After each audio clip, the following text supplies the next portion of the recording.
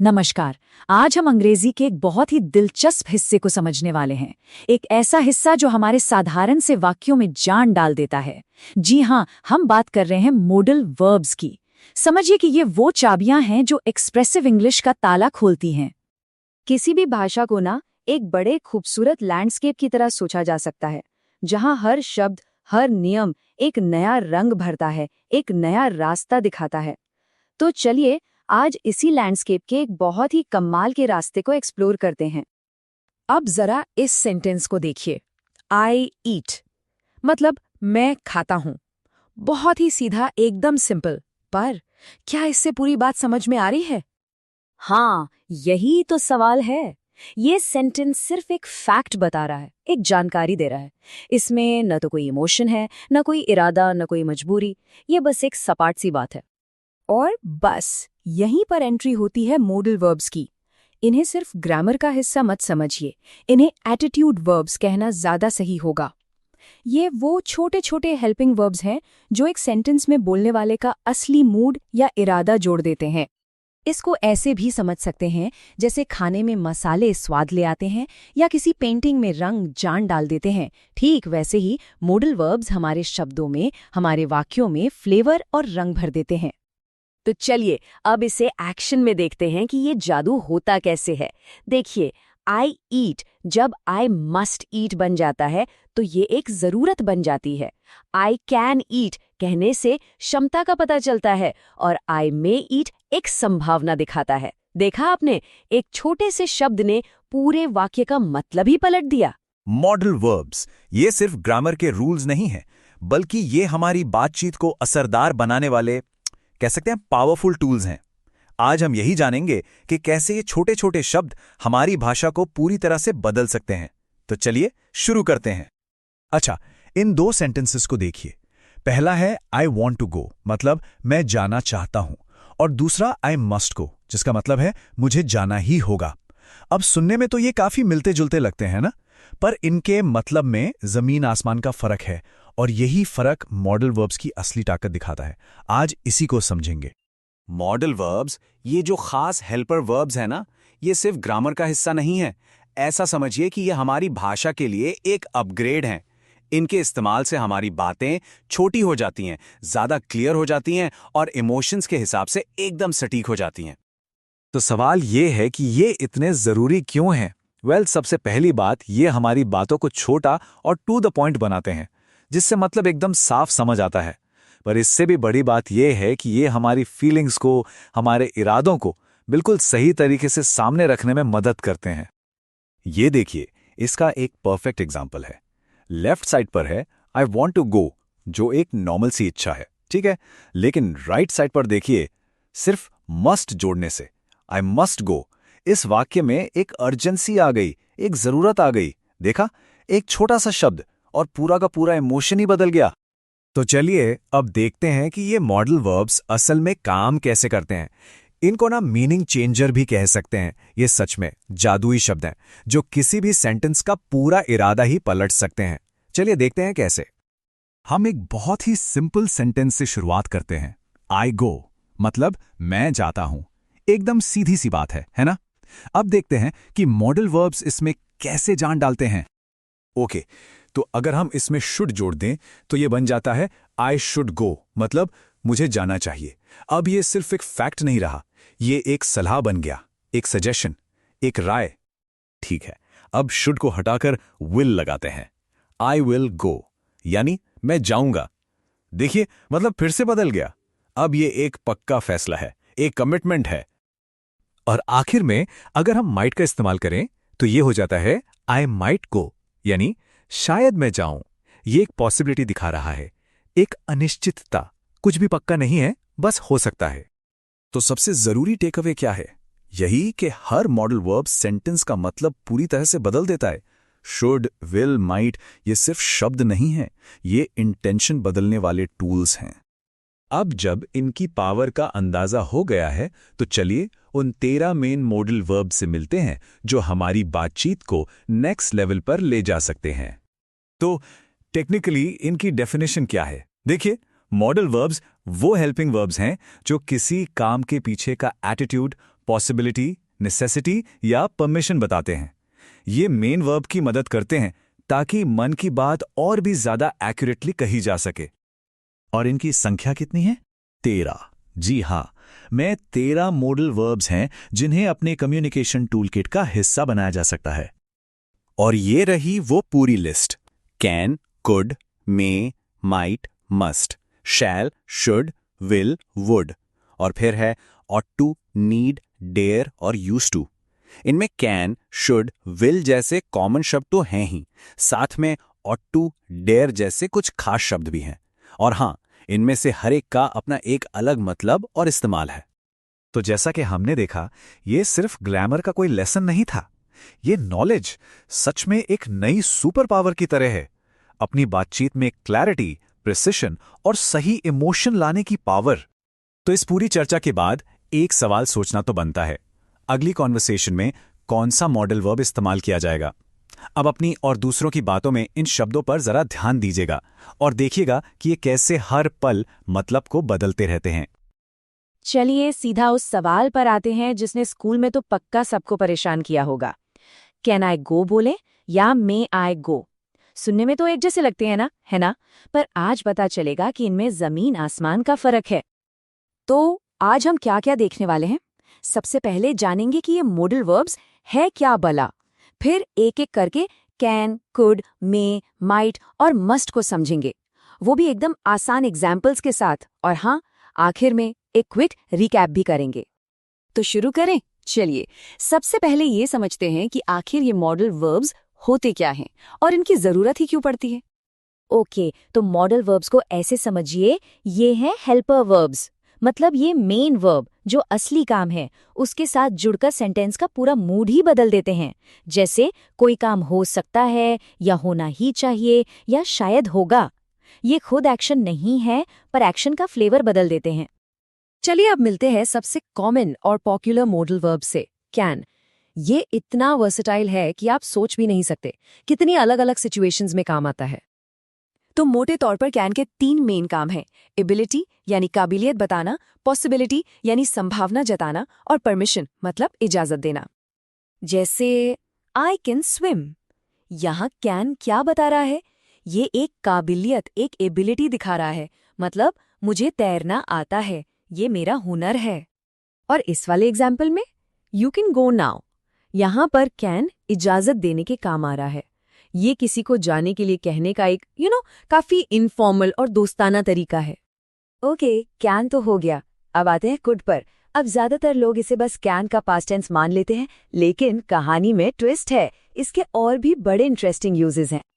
तो कुड के भी 3 मुख्य इस्तेमाल हैं। एक तो पास्टेबिलिटी, मतलब बीते हुए कल की कोई काबिलियत। दूसरा पोलाइट रिक्वेस्ट, यानी बहुत ही विनम्रता से कोई अनुरोध करना। और तीसरा पॉसिबिलिटी, यानी संभावना बताना। ये एग्जाम्पल देखिए, When I was young I could run fast। ये सीधे सीधे पास्ट की बात हो रही है, मतलब बचपन में मैं तेज दौड़ सकता था, अब शायद नहीं। तो ये वो काबिलियत है जो पहले थी। और ये बहुत जरूरी है, जब भी कोई रिक्वेस्ट करनी हो, कुड का इस्तेमाल करने से वो कैन से कहीं कहीं ज्यादा पोलाइट लगती है। कैन यू हेल्प मी में हल्का सा ऑर्डर वाला टोन आ सकता है, पर could you please help me ये एक जेन्युइन पोलाइट रिक्वेस्ट है। राइट, अब आते हैं उस जोड़ी पर जिसमें कंफ्यूजन होना तो ऑलमोस्ट गारंटीड है, मे और माइट। चलिए संभावना के इस खेल को आज हमेशा के लिए क्रैक करते हैं। तो इन दोनों के बीच का फर्क बहुत सिंपल है, अगर ध्यान से समझें तो। मे इसका इस्तेमाल तब होता है जब किसी चीज के होने की पॉसिबिलिटी, मतलब संभावना काफी स्ट्रांग हो। और हाँ, याद है वो शुरू वाला सवाल, मे आई गो? ये है मे का दूसरा यूज, फॉर्मल परमिशन। इसीलिए स्कूल में मे आई कम इन सिखाते हैं, क्योंकि वो ज्यादा फॉर्मल और पोलाइट है। दूसरी तरफ है माइट। इसका इस्तेमाल तब होता है जब संभावना बहुत ही कम हो या आप बस एक तुक्का लगा रहे हो, एक गेस कर रहे हो। जैसे अगर कोई कहता है इट मे रेन टुनाइट, तो इसका मतलब है कि बारिश होने के अच्छे खासे चांस हैं। हो सकता है उसने वेदर फोरकास्ट देखा हो, बादल घिरे हुए हों, मतलब संभावना मजबूत है। लेकिन अगर कोई कहे this might be a mistake, तो यहाँ टोन एकदम बदल गया।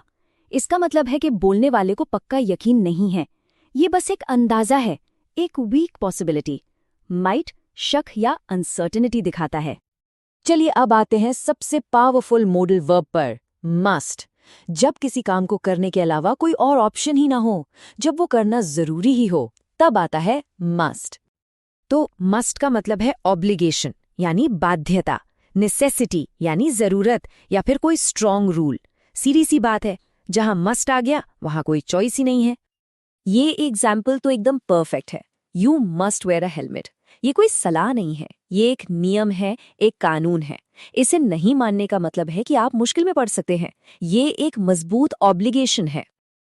ओके, तो हमने काफी कुछ समझ लिया है। चलिए एक क्विक रिकैप करते हैं ताकि ये सारी बातें दिमाग में एकदम सेट हो जाएं। तो एक नज़र में देखें तो कैन है एबिलिटी यानी काबिलियत के लिए। कुड का इस्तेमाल पोलाइट रिक्वेस्ट के लिए सबसे अच्छा है।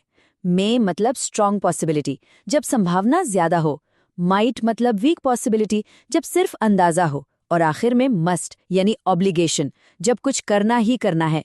ये टेबल सब कुछ समराइज करने के लिए बढ़िया है। तो अब जब सारी चीजें क्लियर हो गई हैं, सवाल ये है कि आज इन शब्दों का इस्तेमाल कैसे होने वाला है। इनको अपनी डेली कॉन्वर्सेशन में यूज करके देखिए, क्योंकि असल में प्रैक्टिस से ही ये दिमाग में बैठेंगे और जुबान पर आएंगे।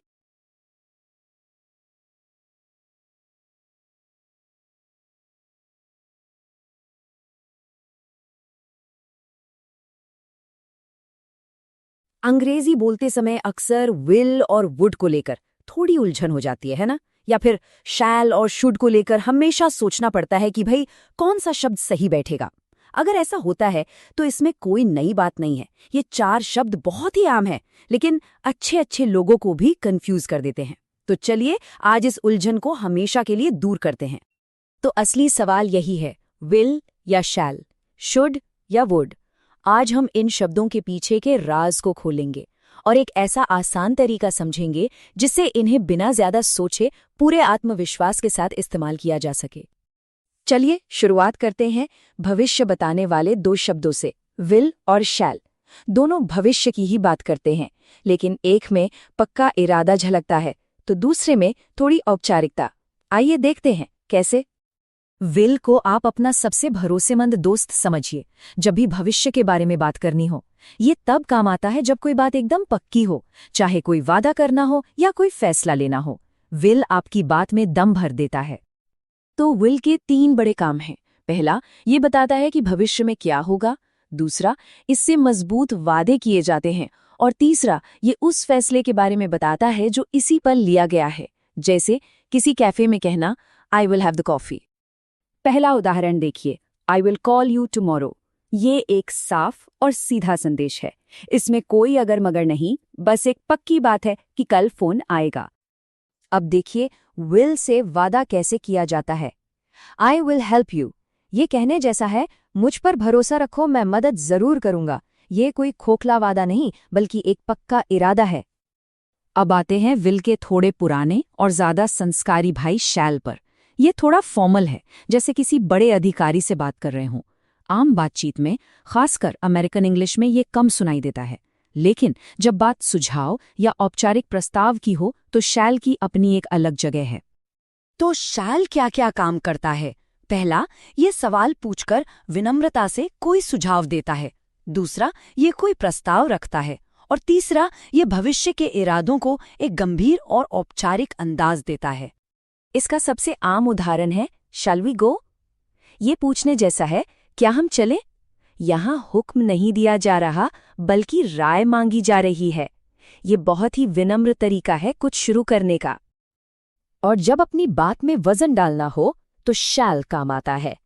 आई शैल रिटर्न सून कहना आई विल रिटर्न कहने से ज्यादा दमदार और फॉर्मल लगता है, जैसे कोई जनरल अपनी सेना से कह रहा हो। चलिए अब अपने अगले 2 शब्दों पर चलते हैं, शुड और वुड।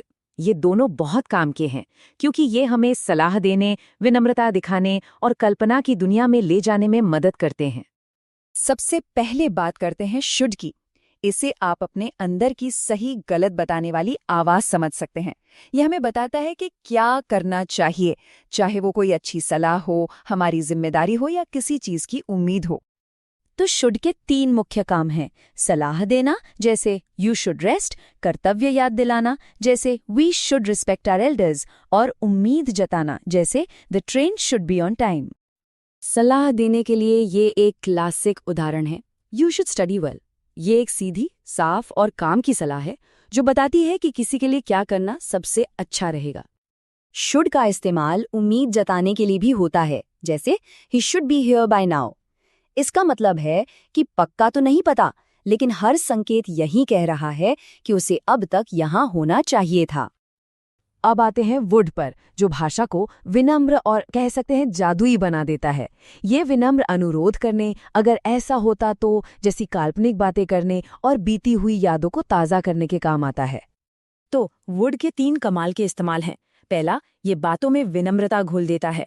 दूसरा, ये कल्पना की उड़ान भरने देता है, अगर मेरे पास पंख होते तो। और तीसरा, ये बचपन की यादों में ले जाता है, जब कुछ काम अक्सर किया करते थे। विनम्रता के लिए ये एक शानदार उदाहरण है। Would you like some tea? Do you want tea? पूछने में थोड़ी जल्दबाजी लगती है, लेकिन वुड का इस्तेमाल बात को सौम्य और सम्मानजनक बना देता है। अब देखिए वुड कल्पना की दुनिया कैसे बनाता है। I would go if I had time. इसका मतलब है, अगर मेरे पास समय होता तो मैं जरूर जाता। ये एक ऐसी स्थिति के बारे में है जो अभी सच नहीं है, बस एक कल्पना है।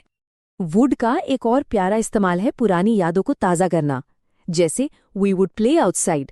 ये सुनकर ऐसा लगता है जैसे कोई अपने बचपन के दिनों को याद कर रहा है, जब बाहर खेलना एक रोज की बात थी।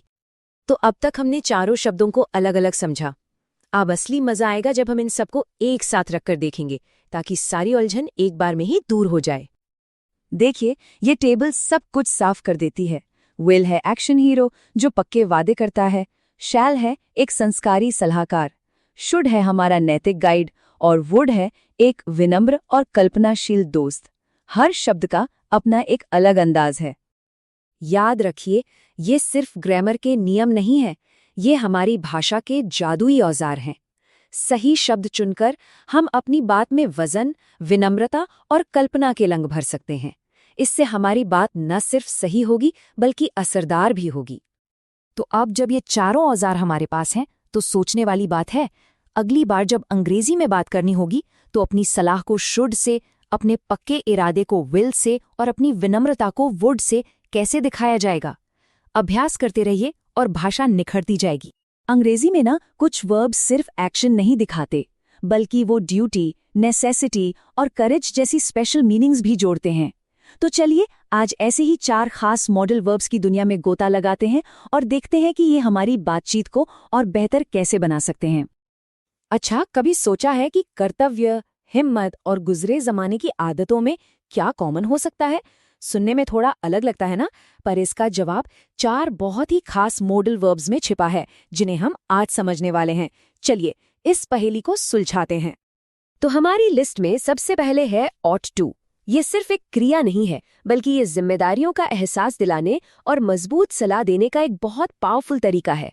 मतलब ये बताता है कि क्या करना सही है।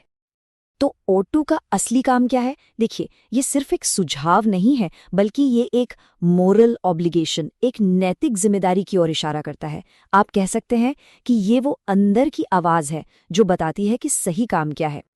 तो ought to के 2 मुख्य काम हैं। पहला, ये एक नैतिक कर्तव्य दिखाता है, यानी ऐसा काम जो समाज या नैतिकता के हिसाब से हमें करना ही चाहिए। और दूसरा, ये एक बहुत मजबूत सलाह देने के काम आता है, जिसे आमतौर पर नजरअंदाज नहीं किया जाता। चलिए एक उदाहरण देखते हैं। You ought to respect elders. इसका मतलब है आपको बड़ों का सम्मान करना चाहिए। यहाँ ये कोई ऑप्शन नहीं है, बल्कि एक मजबूत सामाजिक और नैतिक कर्तव्य को दिखा रहा है। अब ये दूसरा उदाहरण देखिए। We ought to help the poor. यहाँ ought to का इस्तेमाल एक ऐसी सलाह देने के लिए हुआ है जिसके पीछे एक गहरी नैतिकता है। ये सिर्फ एक सुझाव नहीं, बल्कि एक जिम्मेदारी का एहसास है। चलिए अब बारी है 2 और दिलचस्प वर्ब्स की, नीड और डेयर, यानी जरूरत और हिम्मत। ये दोनों अक्सर एक साथ आते हैं, खासकर नेगेटिव वाक्यों और सवालों में, और यही बात इन्हें बहुत स्पेशल बनाती है। नीड का मतलब तो हम सब जानते हैं, जरूरत, लेकिन मॉडल वर्ब के तौर पर इसमें एक मजेदार ट्विस्ट है। इसका इस्तेमाल ज्यादातर नेगेटिव सेंटेंसेस और क्वेश्चंस में ही होता है। जैसे अगर कोई कहता है यू नीड नॉट वरी, तो इसका सीधा मतलब है कि चिंता करने की कोई जरूरत नहीं है। यहाँ नॉट के साथ इसका इस्तेमाल जरूरत की कमी को बिल्कुल साफ साफ दिखा रहा है। और अगर सवाल पूछना हो तो नीड आई कम नाउ, यहाँ सीधे सीधे पूछा जा रहा है कि क्या मेरे अभी आने की जरूरत है। ये इसका क्वेश्चन फॉर्म है, सिंपल। अब बात करते हैं हिम्मत की, यानी डेयर की। ये सिर्फ एक शब्द नहीं बल्कि साहस और चुनौती का प्रतीक है। इसका इस्तेमाल तब होता है जब हम किसी को ललकारते हैं या अपनी हिम्मत की बात करते हैं। उदाहरण के लिए, I dare not speak to him. ये वाक्य बिल्कुल साफ तौर पर हिम्मत की कमी को दिखा रहा है कि भाई बात करने की हिम्मत ही नहीं है। और सवाल के रूप में डेयर यू गो देयर, ध्यान दीजिए, ये सिर्फ एक सवाल नहीं है, ये एक सीधी चुनौती है। ये पूछ रहा है कि क्या वहां जाने की हिम्मत है तुम्हारे अंदर। तो यहाँ सबसे जरूरी बात क्या है, वो ये है कि नीड और डेयर दोनों में खास बात कॉमन है। जब ये मॉडल वर्ब्स की तरह इस्तेमाल होते हैं तो ज्यादातर नेगेटिव सेंटेंसेस और क्वेश्चंस में ही नजर आते हैं। चलिए अब चलते हैं हमारे आखिरी लेकिन बहुत काम के वर्ब पर, यूज टू। ये हमें सीधे समय में पीछे ले जाता है। इसका इस्तेमाल उन हैबिट्स या सिचुएशंस के बारे में बात करने के लिए होता है जो कभी हमारी जिंदगी का हिस्सा थी पर अब नहीं है। अगर सीधे शब्दों में कहूं तो यूज टू अतीत की उन यादों का ताला खोलता है जो अब बदल चुकी हैं। ये उन कामों या हालात के बारे में बताता है जो पहले तो रेगुलरली होते थे पर अब प्रेजेंट में नहीं होते। अब यूज टू को हम दो अलग अलग तरीके से इस्तेमाल कर सकते हैं। पहला, हमारी पुरानी आदतें बताने के लिए, यानी ऐसे काम जो हम बार बार किया करते थे। और दूसरा, किसी पुरानी स्थिति के बारे में बताने के लिए, यानी ऐसे हालात जो पहले मौजूद थे। इसे एक उदाहरण से समझते हैं। I used to play cricket. इसका मतलब है कि मैं पहले क्रिकेट खेलता था पर अब नहीं खेलता। ये वाक्य एक पुल की तरह है जो अतीत की आदत को आज की सच्चाई से जोड़ता है कि वो आदत अब खत्म हो चुकी है। और ये दूसरा उदाहरण पुरानी स्थिति को दिखाता है। There used to be a park here, मतलब पहले यहाँ एक पार्क था पर अब नहीं है। देखिए, ये किसी आदत के बारे में नहीं बल्कि एक सिचुएशन के बारे में है जो अब बदल गई है। तो इन चारों को मिलाकर देखें, ought to, need, dare और used to, ये सिर्फ शब्द नहीं है, ये आपकी अंग्रेजी में और ज्यादा गहराई और सटीक भाव जोड़ने के लिए एक बहुत शक्तिशाली टूलकिट की तरह है। आइए एक बार फटाफट सब दोहरा लेते हैं। और टू का इस्तेमाल कर्तव्य और सलाह के लिए, नीड जरूरत बताने के लिए खासकर नेगेटिव में, डेयर हिम्मत दिखाने या चैलेंज करने के लिए, और यूज्ड टू अतीत की आदतों या स्थितियों के लिए। बस यही मुख्य बातें याद रखनी है। तो अब जब ये चारों शक्तिशाली टूल्स हमारे पास हैं तो सोचिए, कर्तव्य, जरूरत, हिम्मत या फिर अतीत की कोई याद, अगली बार जब बात करें तो सबसे पहले किस भाव को जाहिर करना चाहेंगे। ये मॉडल वर्ब्स असल में करते क्या हैं? इनके ज्यादातर इस्तेमाल को ना हम 4 मेन फंक्शंस में बांट सकते हैं। आइए एक एक करके इन्हें समझते हैं। ये टेबल देखिए, यहाँ सब कुछ एक ही जगह पे क्लियर है। सबसे पहले है अबिलिटी यानी क्षमता। इसके लिए हम कैन और कुड यूज करते हैं। अब देखिए पॉसिबिलिटी यानी संभावना। यहाँ मे और माइट दोनों हैं पर एक छोटा सा फर्क है। जब हम कहते हैं इट मे रेन तो मतलब बारिश के चांस ज्यादा हैं, और इट माइट रेन का मतलब है चांस थोड़े कम है। इसी तरह ऑब्लिगेशन यानी जब कोई काम जरूरी हो तो मस्ट और हैव टू का इस्तेमाल होता है। आई मस्ट फिनिश दिस मतलब ये मेरी अंदर की जिम्मेदारी है, और I have to report to my boss मतलब ये बाहर से आया हुआ कोई रूल है। और आखिर में है एडवाइस यानी सलाह, जिसके लिए शुड और ऑट टू है, जो लगभग एक ही जैसे हैं। देखिए, मॉडल वर्ब्स को समझना एक बात है और उन्हें सही तरह से इस्तेमाल करना बिल्कुल दूसरी। तो अब हम कुछ ऐसी कॉमन मिस्टेक्स पर नजर डालेंगे जिनसे बचना जरूरी है ताकि हमारी बातचीत ज्यादा नेचुरल और करेक्ट लगे। अच्छा, यह है गलती नंबर 1 और शायद सबसे कॉमन। कई बार लोग मॉडल वर्ब के बाद टू लगा देते हैं, जैसे आई कैन टू गो। सुनने में ही थोड़ा अजीब लगता है ना? और अच्छी बात यह है कि इसे ठीक करना बहुत ही आसान है। सही तरीका है आई कैन गो। बस एक सीधा सा नियम याद रखना है, मॉडल वर्ब के बाद हमेशा वर्ब की बेस फॉर्म आएगी, बिना टू के। सिंपल। अब आते हैं दूसरी आम गलती पर। यह भी बहुत होती है, लोग मॉडल वर्ब के साथ एस लगा देते हैं, खास तौर पर जब सब्जेक्ट ही, शी या इट हो, जैसे कि ही कैन्स स्विम। इसका सलूशन भी उतना ही सिंपल है। सही सेंटेंस है ही कैन स्विम। बस ये याद रखना है कि मॉडल वर्ब्स बड़े जिद्दी होते हैं, वो सब्जेक्ट के हिसाब से अपना रूप नहीं बदलते। चाहे आए हो, ही हो, शी हो या दे हो, कैन हमेशा कैन ही रहेगा। अच्छा, इन दोनों में बहुत कंफ्यूजन होता है, तो चलिए इसे क्लियर करते हैं। मस्टंट का मतलब है कि कोई काम करना सख्ती से मना है, प्रोहिबिशन है। जैसे वन मस्टंट स्मोक हियर, मतलब यहाँ सिगरेट पीना अलाउ ही नहीं है।